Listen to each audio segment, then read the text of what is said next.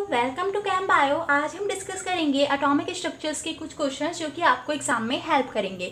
इससे पहले भी मैं काफ़ी सारे चैप्टर्स की वीडियो अपलोड कर चुकी हूँ इस तरीके से, जिसमें हमने चैप्टर वाइज क्वेश्चंस डिस्कस करे हैं। ऑर्गेनिक के काफ़ी सारे चैप्टर्स हैं, फिजिकल के भी चैप्टर्स हैं, तो वो आप प्लेलिस्ट में जा करके देख सकते हो और डिस्क्रिप्शन में भी आपको लिंक मिल जाएगा, जहाँ पे आप पहले खुद टेस्ट करोगे कि आपको ये कंसेप्ट आता है या फिर नहीं आता। उसके बाद मैं आपको इनके सॉल्यूशंस भी इसी वीडियो के अंदर प्रोवाइड करूँगी, ताकि अगर ऐसे यही क्वेश्चन या फिर इससे रिलेटेड क्वेश्चंस अगर आपके एग्जाम में आते हैं तो आप उन्हें सॉल्व ईजिली कर पाओगे। ठीक है, तो यहाँ पे हमने इस तरीके के मैंने ये क्वेश्चंस रखे हैं ताकि आपके सारे कंसेप्ट चेक हो। तो स्टार्ट कर देते हैं फर्स्ट क्वेश्चन से। बट उससे पहले अगर आपको ये वीडियो इन्फॉर्मेटिव लगे तो अपने फ्रेंड्स के साथ शेयर कर देना एंड अब स्टार्ट कर दें। ठीक है, तो ये फर्स्ट क्वेश्चन है, the radius of which of the following orbit is same as that of the first Bohr orbit of hydrogen atom. आपको बताना है इनमें से किसकी रेडियस सिमिलर होगी Bohr orbit of hydrogen atom के। तो यहाँ पे ये क्वेश्चन कैसे सॉल्व करेंगे, तो यहाँ पे हम फॉर्मूला यूज करेंगे अपना रेडियस ऑफ ऑर्बिट का, और वो फॉर्मूला हमारा क्या है, रेडियस ऑफ ऑर्बिट। तो रेडियस ऑफ ऑर्बिट का फॉर्मूला क्या होता है, 0.529 n स्क्वायर अपॉन z, यही होता है फॉर्मूला। n की वैल्यूज आपको गिवन है और z हमारा यहाँ पर क्या है, एटॉमिक नंबर। तो जो हमारा bore orbit of hydrogen atom की अगर हम बात करें तो यहाँ पे हाइड्रोजन के लिए क्या किस तरीके से होगा, 0.529 होगा। ठीक है, और n यहाँ पे 1 रहेगा, 1 का स्क्वायर, और जो हमारा हाइड्रोजन है उसका एटॉमिक नंबर कितना होता है, 1 होता है। तो इसे आप जब सॉल्व कर लोगे तो ये क्या आ जाएगा आपका, 0.529 आ जाएगा। इसमें तो कुछ है नहीं, है ना, 1 का स्क्वायर 1 ही होगा, 1 से 1 कैंसिल और ये आपका आ जाएगा। तो अब आपको ये फाइंड आउट करना है, ये तो हमने हाइड्रोजन के लिए कर लिया कि भाई हाइड्रोजन के केस में ये वाली रेडियस होगी। अब आपको देखना है कि इनमें से किसकी रेडियस इतनी ही निकल के आएगी। इतना क्लियर है? तो यहाँ पे मैं इसे थोड़ा सा रब कर देती हूँ। यहाँ पे हम अब कैसे करेंगे, फॉर एग्जाम्पल हम इसको ट्राई करते हैं He पॉजिटिव, हीलियम 2 पॉजिटिव को अगर हम ट्राई करें तो यहाँ पे ये 0.529 तो ऐसे रहेगा। n की वैल्यू कितनी दे रखी है इन्होंने, 2, तो स्क्वायर अपॉन हीलियम का एटॉमिक नंबर। हीलियम का एटॉमिक नंबर कितना होता है, 2, तो जब हम 2 का स्क्वायर कर देंगे तो ये कितना हो जाएगा, 4, 0.529 4 है ना, अपॉन 2, तो 2 से 2 कैंसिल कर दो तो यहाँ पे 2 आ जाएगा। तो यहाँ पे तो मल्टीप्लाई में 2 आ रहा है, यानी कि 0.529 इंटू 2, तो ये तो वैल्यू बढ़ जाएगी, चेंज हो जाएगी, यानी कि ये तो नहीं है, तो ऑप्शन ए तो नहीं हो सकता। ठीक है, अब अगला चेक करते हैं अपना ऑप्शन बी। अगर हम बात करें Li2 पॉजिटिव की तो यहाँ पर फिर से वही 0.529, हमें बस ये सिमिलर वैल्यू लेकर के आनी है, जिसके अंदर ये वैल्यू आ जाएगी वही इसका राइट आंसर होगा। n की वैल्यू क्या दे रखी है, 2 का स्क्वायर, और लिथियम का जो एटॉमिक नंबर है वो कितना होता है, 3। तो यहाँ पे फिर से वही चीज होगी, 2 का स्क्वायर आप करोगे तो ये कितना आ जाएगा, 4 आ जाएगा, और अपॉन में 3। तो यहाँ पे इसे सॉल्व करेंगे तो इसमें ऐड ही करना पड़ेगा, तो ये भी नहीं हो सकता, तो ये वाला ऑप्शन भी एलिमिनेट हो जाता है। अगला चेक करते हैं लिथियम का, यहाँ पर भी वही केस है। यहाँ पर अगर चलो बता देती हूँ मैं, यहाँ पे n की वैल्यू इन्होंने कितनी कर दी, 3, तो 0.529 3 का स्क्वायर अपॉन हमारा लिथियम का एटॉमिक नंबर अगेन 3, तो 3 का स्क्वायर आपका कितना हो जाएगा, 9। तो इसे आप सॉल्व करोगे जब 0.529 इंटू 9 अपॉन आपका कितना है, 3, 3 3 ज़ा 9। फिर से आपको यहाँ पे 3 की मल्टीप्लिकेशन करनी पड़ेगी, तो ये भी नहीं होगा। तो अब आपका लास्ट ही ऑप्शन बचा, इसे चेक कर लेते हैं। तो यहाँ पे स्पेस कम हो रहा था, मैंने इसे रब कर दिया है। मैं यहाँ पे आपको लास्ट वाला ऑप्शन बता देती हूँ किस तरीके से होगा। वही 0.529 n का स्क्वायर यहाँ पे कितना है हमारा, 2 का स्क्वायर अपॉन बेरिलियम का एटॉमिक नंबर कितना होता है, 4। तो जब आप इसे सॉल्व करोगे तो ये 0.529 इंटू 2 का स्क्वायर कर दो तो कितना हो जाएगा, 4, और अपॉन में 4, तो ये 4 से 4 कैंसिल हो जाएगा और वैल्यू आपकी कितनी आ जाएगी, 0.529। और हाइड्रोजन के केस में भी यही वैल्यू आ रही थी, तो यहाँ पे इसका राइट आंसर क्या हो जाएगा, ऑप्शन डी। तो अगर आपका ये क्वेश्चन खुद से सॉल्व हुआ है तो वेल एंड गुड, मतलब आपको ये कंसेप्ट आता है। अब नेक्स्ट क्वेश्चन ट्राई करते हैं। आ जाओ नेक्स्ट क्वेश्चन पे, इसे मैं रब कर देती हूँ। तो ये अनदर मोस्ट इंपॉर्टेंट क्वेश्चन है। यहाँ पे आपको 3p ऑर्बिटल दे रखी है, आपको बताना है कि इसके अंदर कितने नोड्स होंगे, 2 स्फेरिकल नोड्स होंगे, 2 नॉन स्फेरिकल नोड्स होंगे, 2 स्फेरिकल नोड होंगे, 1 स्फेरिकल 1 नॉन स्फेरिकल होगा, या फिर 1 स्फेरिकल 2 नॉन स्फेरिकल नोड होंगे। तो ये इंपॉर्टेंट है क्योंकि नोड्स निकालने को आता है एग्जाम के अंदर, तो इसे देखो किस तरीके से हम नोड को निकाल सकते हैं। तो इसे मैं साइड करती हूँ और स्टार्ट करते हैं क्वेश्चन। तो number of nodes, radial nodes निकालना क्या होता है, नंबर ऑफ रेडियल नोड्स, और रेडियल नोड्स को ही हम क्या बोलते हैं, स्फेरिकल नोड्स भी बोलते हैं। ठीक है, नंबर ऑफ रेडियस नोड या फिर नंबर ऑफ स्फेरिकल नोड, जिसकी यहाँ पर बात की गई है। तो जरूरी नहीं है, अब जैसे यहाँ पे इन्होंने स्फेरिकल नोड यूज किया है, इसकी जगह वो रेडियल नोड भी यूज कर सकते थे। तो यहाँ पे फॉर्मूला क्या होता है हमारा, n - l - 1। ये आपका फॉर्मूला है, ठीक है। n minus L minus one ये नंबर ऑफ रेडियल नोड्स या फिर स्फेरिकल नोड्स निकालने का फॉर्मूला है। और अगर हमारे को एंगुलर नोड्स निकालने हैं तो एंगुलर नोड्स निकालने का फॉर्मूला क्या होता है, एंगुलर नोड्स हमारे किसके इक्वल होते हैं, एल के इक्वल, यानी कि जो भी एल की वैल्यू होगी उतने ही उसके अंदर एंगुलर नोड्स प्रेजेंट होंगे। तो अब हमें क्वेश्चन के अंदर क्या दे रखा है, 3p दे रखा है। तो सबसे पहले रेडियल नोड या फिर स्फेरिकल नोड्स निकाल लेते हैं। तो कैसे निकालेंगे, एन की वैल्यू क्या है, ये एन की वैल्यू को रिप्रेजेंट करता है। तो यहाँ पे 3 माइनस पी के लिए 0 1 2 3। अगर हमारा 0 है यहाँ पर, मतलब एस के लिए क्या होती है एल की वैल्यू, ये एल की वैल्यूज है। एस के लिए 0 होती है, पी के लिए 1, डी के लिए 2 एंड 3, एफ के लिए 3 होती है। तो इनमें से कुछ भी वो लिख सकता है, तो ये आपको पता होना चाहिए। तो यहाँ पे p लिखा हुआ है, तो p के लिए ये l की वैल्यू कितनी हो जाएगी 1 एंड 1। यहाँ पे ये देखो n माइनस एल और -1, तो इससे मैं -1 कर दूँ तो ये कितना हो जाएगा 2 एंड 2 माइनस 1 1। तो ये हमारे पास निकल के आ गया कि यहाँ पर जो स्फेरिकल नोड्स हैं वो कितने होंगे, 1 होंगे। तो यहाँ पे ये जो 2 ऑप्शन थे कि 2 स्फेरिकल नोड होंगे, ये तो नहीं होगा। और यहाँ पे अगला दे रखा है 2 नॉन स्फेरिकल नोड्स, तो ये भी हम चेक करेंगे। बट यहाँ पे हमारे पास ऑप्शन बी तो एलिमिनेट हो गया। अब हम यहाँ पे क्या निकालेंगे, एंगुलर नोड। तो यहाँ पे एंगुलर नोड को हम क्या बोलते हैं, नॉन स्फेरिकल नोड। तो नॉन स्फेरिकल नोड्स को हम कैसे निकालेंगे, इज इक्वल टू एल। तो एल की वैल्यू यहाँ पे पी के लिए कितनी होती है 1, तो यहाँ पे एंगुलर नोड्स कितने हो जाएंगे 1। यानी कि ऑप्शन कौन सा होगा जिसके अंदर एक आपका स्फेरिकल नोड हो और एक ही आपका नॉन स्फेरिकल नोड हो। तो यहाँ पे देखो ऑप्शन सी के अंदर एक स्फेरिकल और एक नॉन स्फेरिकल नोड है, तो इसका राइट आंसर क्या हो जाएगा आपका ऑप्शन सी। तो ये ध्यान रखना, ये वाले जो फॉर्मूला हमने अभी डिस्कस किया ये आपका इंपॉर्टेंट है। रेडियल नोड्स निकालने का, या फिर स्फेरिकल नोड लिख सकता है, यहाँ पे एंगुलर नोड लिख सकता है, या फिर नॉन स्फेरिकल नोड लिख सकता है। तो इसे ध्यान रखेंगे। अब नेक्स्ट क्वेश्चन पे चलते हैं। यहाँ पे देखो, विच of the following set of quantum number represent impossible arrangement. इनमें से कौन से सेट हैं जो कि इम्पॉसिबल अरेंजमेंट को रिप्रेजेंट कर रहे हैं। तो ये भी एक इंपॉर्टेंट क्वेश्चन है, अगर आपने सॉल्व किया होगा तो आपने देखा होगा ऐसे क्वेश्चंस आते हैं एग्जाम में। तो देखो ये कैसे करेंगे हमें पता है। इससे मतलब यहाँ पे जाने से पहले मैं कुछ आपको पॉइंट्स बता देती हूँ ताकि आप इस क्वेश्चन को फिर देखते ही सॉल्व कर पाओगे। इस तरीके के क्वेश्चन वो क्या है, सबसे पहले अगर हम बात करें प्रिंसिपल क्वांटम नंबर की, जिसे हम एन से रिप्रेजेंट करते हैं, ध्यान रखना इसकी वैल्यू कभी भी नेगेटिव में नहीं होगी, कभी भी 0 नहीं हो सकती। ठीक है, कुछ पॉइंट्स हैं जो आपको पता होने चाहिए। 1 से लेकर के इनफाइनाइट तक इसकी वैल्यू होती है, लेकिन बुक्स के अंदर हम जनरली से 7 तक पढ़ते हैं प्रिंसिपल क्वांटम नंबर की वैल्यू। इतना क्लियर हो गया कि कभी नेगेटिव नहीं होगी, कभी 0 नहीं होगी, और पॉजिटिव में होती है हमारी, फ्रैक्शनल में भी नहीं होती, और 1 से लेकर के 7 तक हो सकती है। एक तो ये क्लियर हुआ। अगर हम बात करें एल की, जो कि हमारा क्या है, एजीमुथल क्वांटम नंबर है। अगर आपको ये वाला कंसेप्ट डिटेल में पढ़ना है तो उसके लिए अलग से वीडियो है एटॉमिक क्वांटम नंबर्स की, डेली 5 मिनट केमिस्ट्री के अंदर, वो आप प्लेलिस्ट से जाकर के चेक कर सकते हो। अब मैं यहाँ पे शॉर्ट में बता रही हूँ। अगर हम बात करें एल की, तो एल की वैल्यू कभी भी एन के इक्वल नहीं होगी और कभी भी एन से ज़्यादा नहीं होगी, हमेशा एक वैल्यू कम होगी। इसे हम इस तरीके से निकालते हैं एन माइनस 1, यानी कि जो एल की वैल्यू है वो हमारी एन से कम ही होगी, कभी उसके इक्वल या फिर उससे ज़्यादा नहीं होगी। और एक और बात, इसकी जो वैल्यू है 0 पॉसिबल है। इतना क्लियर हो गया, ये 2 पॉइंट्स क्लियर हुए। अगर हम बात करें एम एल की, दैट इज हमारा मैग्नेटिक क्वांटम नंबर। तो मैग्नेटिक क्वांटम नंबर है, इसकी वैल्यू कहाँ से स्टार्ट होती है, -L to +L।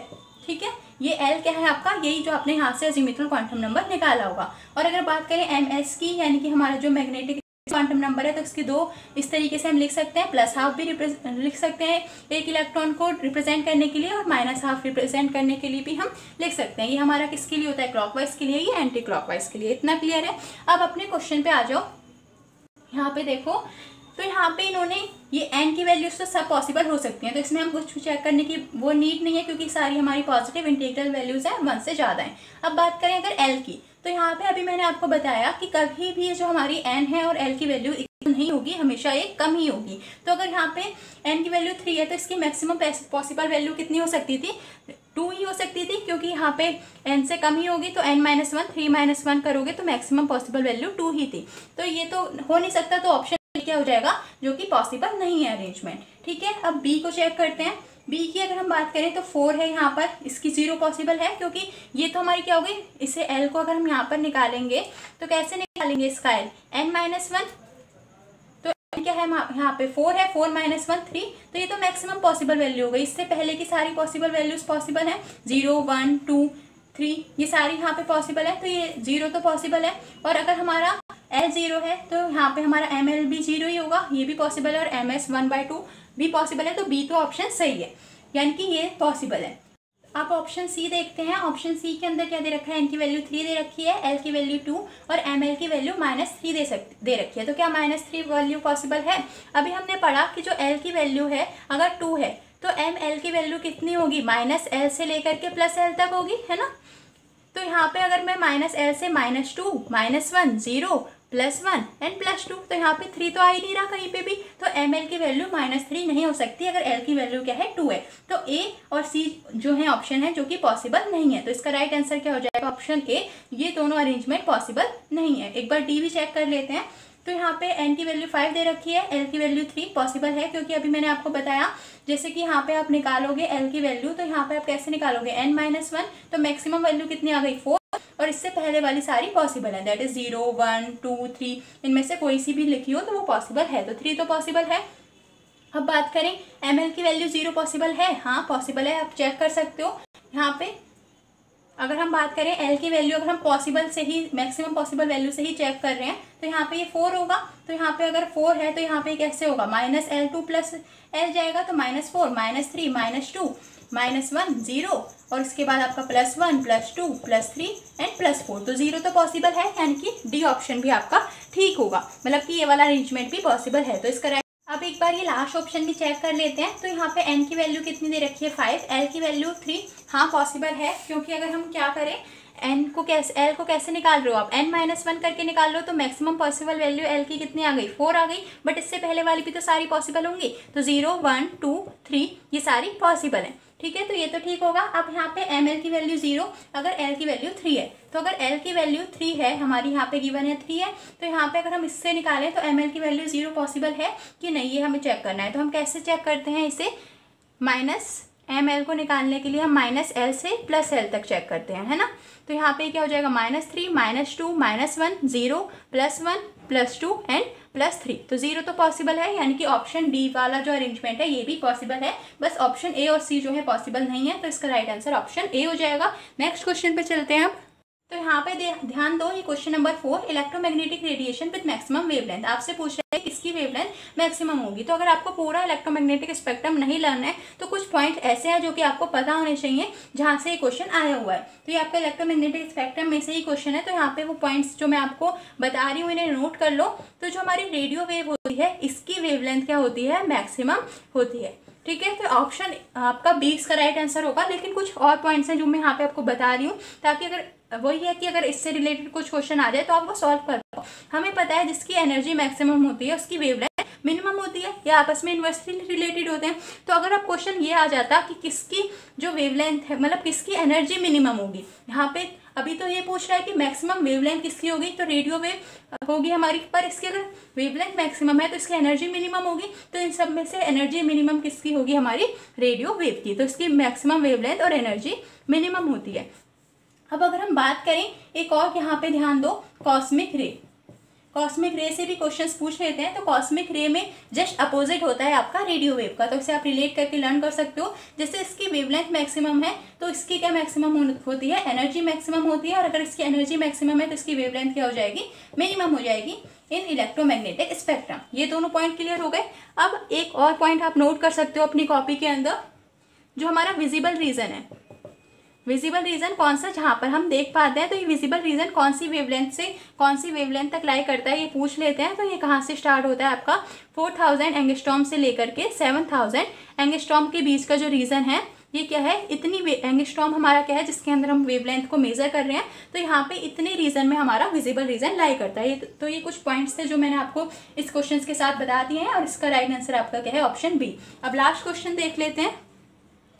तो यहाँ पे देखो, the triad of nuclei that is isotonic. आपसे पूछा है कि इनमें से कौन से 3 ऐसे हैं न्यूक्लियाई ऐसे हैं जिनका जो आइसोटोनिक होंगे। अब आपको सबसे पहले ये पता होना चाहिए कि आइसोटोनिक का मतलब क्या है। तो आइसोटोनिक का क्या मतलब होता है, जिनमें नंबर ऑफ न्यूट्रॉन सेम होते हैं, ठीक है। जिनमें नंबर ऑफ न्यूट्रॉन सेम होते हैं उनसे आइसोटोनिक कहते हैं। अब आपसे कोई पूछ ले कि आइसोबार क्या होते हैं, जिनका मास नंबर सेम होता है, ठीक है। जिनका मास नंबर सेम होता है उन्हें हम क्या बोलते हैं, आइसोबार्स। और अगर आपसे कोई पूछ ले कि अच्छा आइसोटोप्स क्या होते हैं, तो आइसोटोप्स क्या होते हैं, जिनका एटॉमिक नंबर होता है। तो इन तीनों में से आपका क्वेश्चन आ जाता है कि आइसोटोन्स, यानी कि टोन्स नाम से एन से यहाँ से आप रिलेट कर सकते हो, जिनमें नंबर ऑफ न्यूट्रॉन सेम हो, आइसोबार जिनका मास नंबर सेम हो, और आइसोटोप्स जिनका एटॉमिक नंबर सेम हो। एक और important that is iso electronic. ये 4 हैं जो कि आपको क्वेश्चंस में देखने को मिलेंगे। आइसो इलेक्ट्रॉनिक, इलेक्ट्रॉन से रिलेट कर लो इसे, जिसके अंदर आइसो मतलब सेम और इलेक्ट्रॉन यानी कि यहाँ पे जिनके नंबर ऑफ इलेक्ट्रॉन सेम होते हैं उन्हें हम क्या बोलते हैं, आइसो इलेक्ट्रॉनिक बोलते हैं। ठीक है, इतना क्लियर हो गया।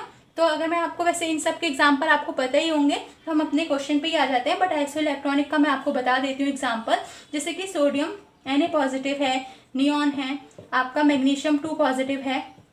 ये सारे हमारे आइसो इलेक्ट्रॉनिक के अंदर आते हैं, क्योंकि इनके अंदर जो नंबर ऑफ इलेक्ट्रॉन्स हैं वो सेम है। कितने हैं सबके अंदर इलेक्ट्रॉन, 10 इलेक्ट्रॉन सबके अंदर प्रेजेंट है। ये सोडियम पे, वैसे तो सोडियम पे 11 इलेक्ट्रॉन होते हैं, लेकिन एक पॉजिटिव चार्ज है, यानी कि एक इलेक्ट्रॉन उसने लूज कर दिया होगा। तो यहाँ पे सबके पास कितने इलेक्ट्रॉन्स है, 10 इलेक्ट्रॉन्स हैं।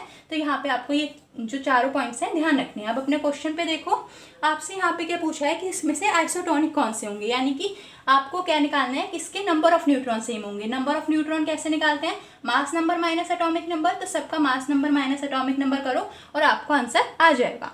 ठीक है, तो यहाँ पे पहला वाला ऑप्शन चेक करते हैं। तो यहाँ पे मास नंबर हमारा नंबर ऑफ न्यूट्रॉन्स, ठीक है, इसे चलो मैं पूरा ही लिख देती हूँ, नंबर ऑफ न्यूट्रॉन्स। तो नंबर ऑफ न्यूट्रॉन हम कैसे निकालते हैं, mass number minus atomic number. तो मास नंबर हमारा कार्बन का यहाँ पे कितना गिवन है, 14 माइनस 6, तो कितना आ जाएगा 8। अगर बात करें सेकंड नाइट्रोजन की, तो यहाँ पे मास नंबर कितना है, 15, ऊपर मास नंबर होता है, नीचे एटॉमिक नंबर, -7, तो यहाँ पर भी 8 आ गया। फ्लोरीन को एक बार और चेक कर लेते हैं। तो फ्लोरीन में हमारा क्या होगा, मास नंबर 17 दे रखा है और एटॉमिक नंबर कितना दे रखा है आपका, 9। तो यहाँ पे भी आपका क्या आ गया, 8। तो सबके अंदर कितने नंबर ऑफ न्यूट्रॉन्स है, 8 नंबर ऑफ न्यूट्रॉन है। तो इसका राइट आंसर क्या हो जाएगा, ऑप्शन ए, जिसके अंदर नंबर ऑफ न्यूट्रॉन सबके अंदर सेम है। बाकी आप चेक कर सकते हो इसी तरीके से, यहाँ पे किसी ना किसी के जो नंबर ऑफ न्यूट्रॉन है वो वेरी कर रहे होंगे। ठीक है, इतना क्लियर हो गया। यहीं से आपको दिख रहा है, देखो इसके अंदर 8 नंबर ऑफ न्यूट्रॉन अभी हमने निकाले, और यहाँ पे आप निकालोगे 14 माइनस 7, तो यहाँ पे कितना आ जाएगा, 7 आ जाएगा। तो यहाँ पे तो इसमें 7 है और इसमें 8 है, तो ये तो सेम नहीं है, आपसे सिमिलर पूछा है, तो इसका ऑप्शन ए जो है राइट आंसर होगा। तो यहाँ पे आपकी वीडियो एंड होती है। अगर आपको वीडियो हेल्पफुल लगी है तो अपने फ्रेंड्स के साथ, अगेन मैं बोल रही हूँ इस चीज़ को, तो शेयर करना एंड कमेंट करके बताना आपको वीडियो कैसी लगी और अपने कितने आपके राइट आंसर हुए वो भी मुझे बताना कमेंट करके। Now thank you and bye bye.